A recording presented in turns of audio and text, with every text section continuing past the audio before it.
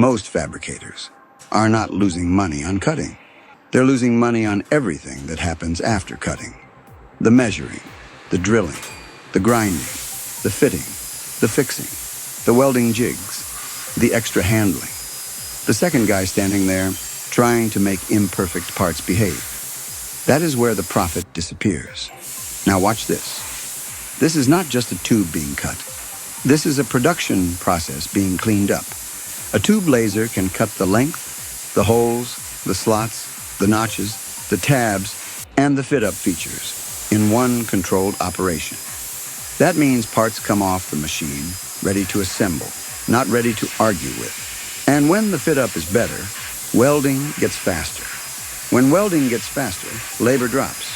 When labor drops, capacity goes up.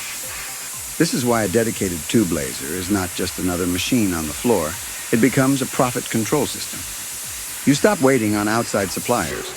You stop tying up people on low-value work. You stop building the hard way because that's how we've always done it. If you are cutting tube every week and still doing the holes, slots, cleanup, or fit up manually, you are already paying for this machine. You're just paying for it in labor, delays, rework, and lost capacity.